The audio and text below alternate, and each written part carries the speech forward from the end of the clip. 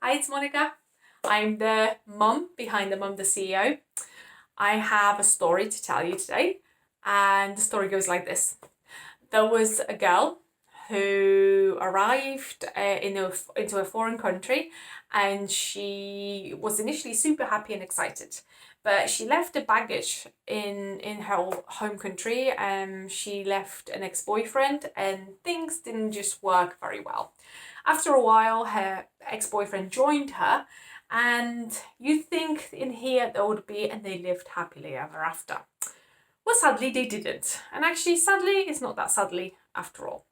So, what happened and where the journey began with emotional eating for me, because the story is the beginning of my story, is I moved over here and kind of rekindled, kindred spirits. We kind of got back together with my ex boyfriend. What happened was he just wasn't right for me. But at that stage, I didn't see it.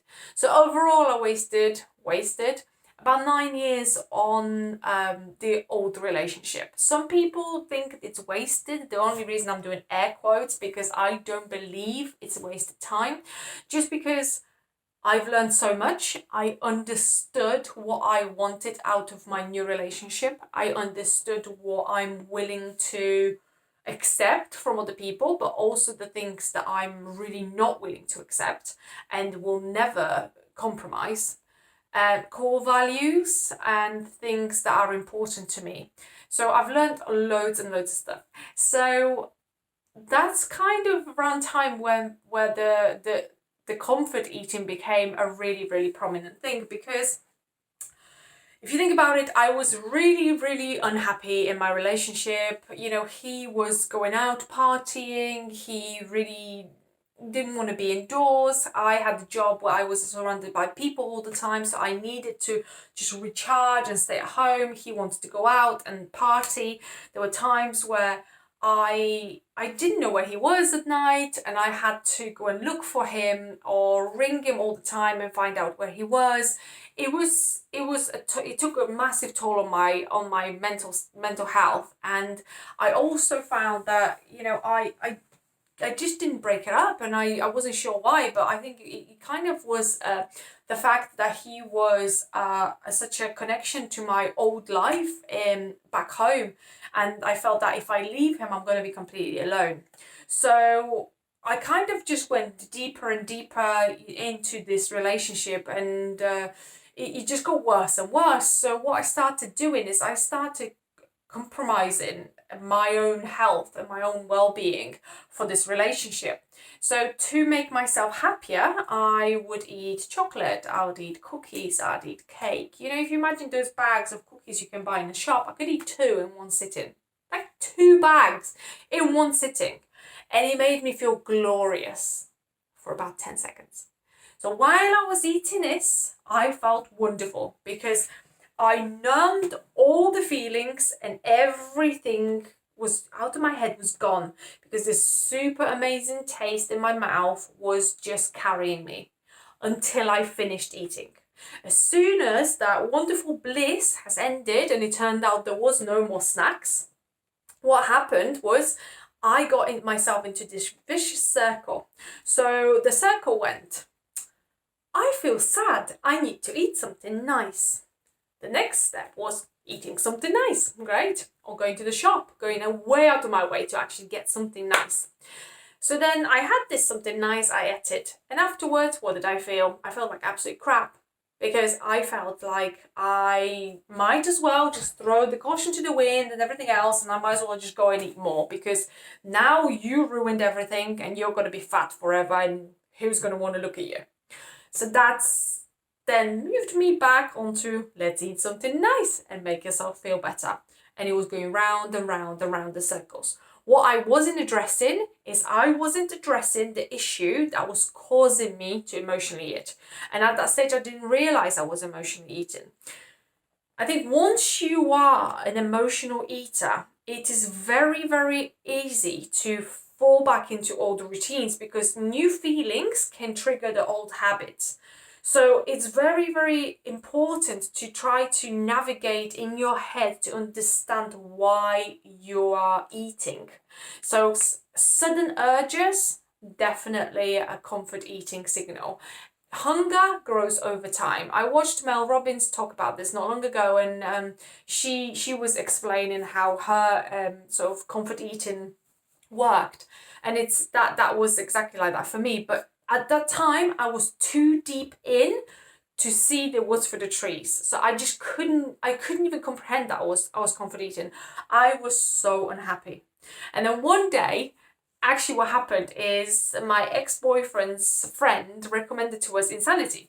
So he said, oh, these people lose so much weight with Insanity. I mean, you're looking about, that was about like 10, 11 years ago. It's a very long time ago. So I was at that time, I was 95 kilograms. So I was about 20, 25 kilograms overweight compared to where I am now. I was big. I was big. I'm going to put it on the cover of this film so you can see how big I was. Nothing against people who are bigger than me. I need to put this in here. This is area of positive thoughts. And there's no judgment in here. Nothing against people that are larger than me. For me, I was miserable. I was so miserable, and it wasn't me. So if you're feeling that your body is making you not feel like you and it's making you sad and anxious, then that's not a state you should be in. Doesn't matter what you weigh, what your body type, what you look like. If you're happy within yourself, within your body, then that's exactly your weight. Because people sometimes say to me, what should I weigh? What do you think? I think I should lose more weight. And I ask them, are you happy? Do you feel happy? Do you feel happy that you can actually go and have a pudding like me? I couldn't be skinny because I did it before, but was I happy? I wasn't happy. So I wasn't happy skinny, I wasn't happy bigger. So I had to find a middle ground where I can still enjoy occasional puddings and cake and stuff like that, but I can also exercise and run with my son and not get tired and just live a productive, good life. And for me, this is it. I'm pretty much where I like to be. So it came to the stage where I started exercising, and I was getting to the point where I had to stop and go outside to get fresh air. And I remember it like if it was yesterday or even this morning. I had tight chest. I smoked some cigarettes at that time as well, which is like crazy. That's like 12 years ago. Thank God that's gone. And that I was kicking that habit to the curb, and it was just such a mission to get myself through this workout. And don't get me wrong, these workouts are hard. They are hard. They're hard for me now, and I'm way fitter than I was before. So for me, it was either drastic or nothing. So I'm not saying if you're bigger and you want to lose weight, I'm not saying go and do Insanity. Do something that's right for you. Consult your doctor. Do what you need to do, but do something that's right for you. I'm not a doctor. I can't tell you go and do this, go and do that. You need to know what's right for you.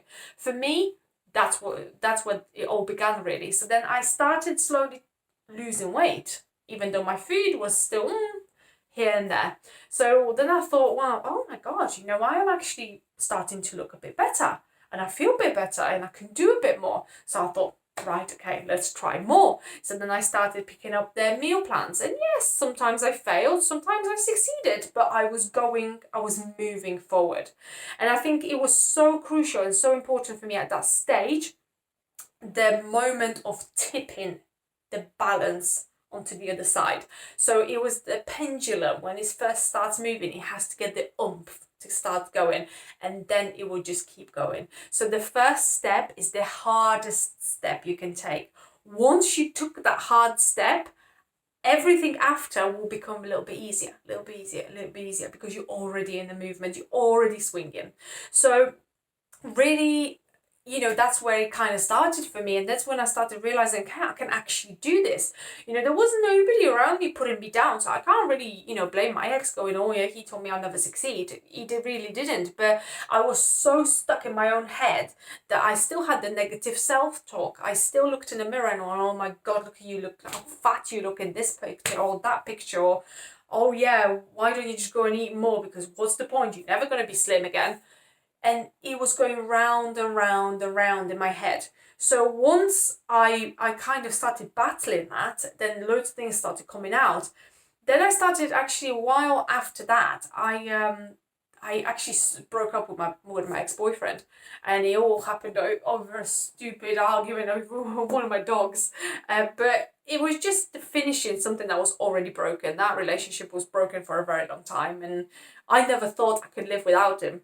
And if you want a video on relationships and actually breakup and how I got through this, let me know, and I'm happy to share the tips and the things that got me through it and got me out of a toxic relationship, and kind of helped me love myself and work, my way through the issues.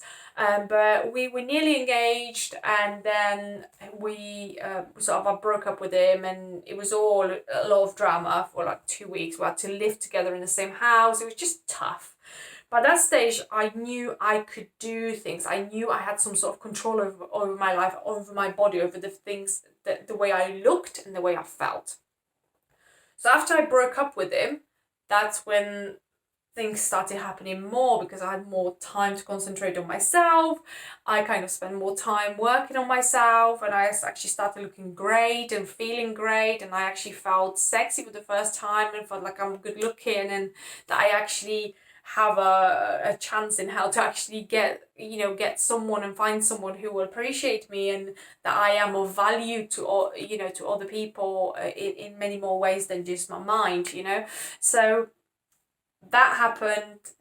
Did that cure my emotional eating? Absolutely not. I know there is still stuff that happens, and sometimes I just go overboard. I still do. Some people might think, what qualifies me to speak to you about this today? I believe that if you go through something, you understand exactly how the journey goes, because it goes very similar to a lot of people.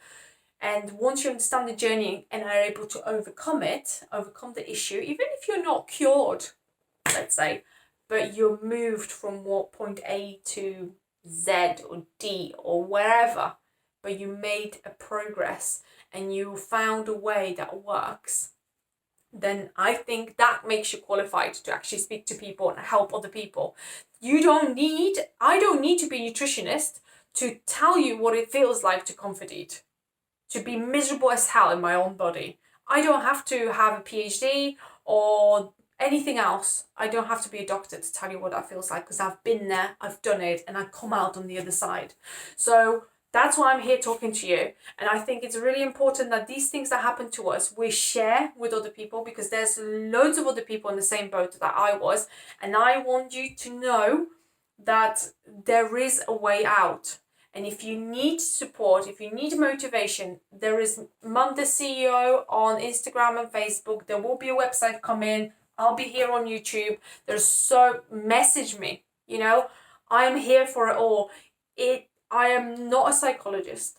I am not a doctor, but I've been there. I've been to so many of those moments, whether it's parenting or losing baby weight or, struggling with comfort eating during all these hardships.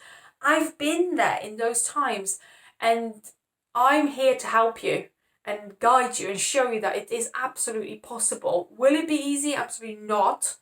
It will not be easy. But if you watch some of my other videos, I talk about journey and planning and the pathway, and you don't have to worry about how far in advance you're going to be, and you need to be. You don't have to worry about that journey. All you need to do is see 2 steps ahead of you. Plan ahead, know where you want to be, but make sure you plan on 2 steps ahead and keep moving 2 steps ahead. Don't worry about the rest of the journey, because some things will take a long time. And if you sit there thinking to yourself, oh God, I'm not going to lose all this weight that I want to be losing until 2022. Will you do it? You're probably like, why bother? Because it's such a long time. But actually, if you just plan and take 2 steps at a time, you'll get there. The time will pass anyway. And it's up to you to choose how you're going to use this time. So for me, I got out of my old relationship. Things started moving in the right direction. I've lost all the weight. I felt great. Then I got pregnant, then I got bigger again. I managed to lose weight a bit easier at that time, but my relationship with food wasn't great. I went to see a psychologist, and I've spoken to the lady about all sorts of issues that were underlying in my head where all this was coming from. So I understand the reason why things are happening for me in my comfort eating. I understood how they affect me and where they come from. So we all have different triggers. But the bottom line was, I feel a lot better about food than I felt before. But I'm not nowhere near the end. This is work in progress, and I think it's forever going to be. I sometimes think, and oh my God, I'm going to say this, please don't get offended.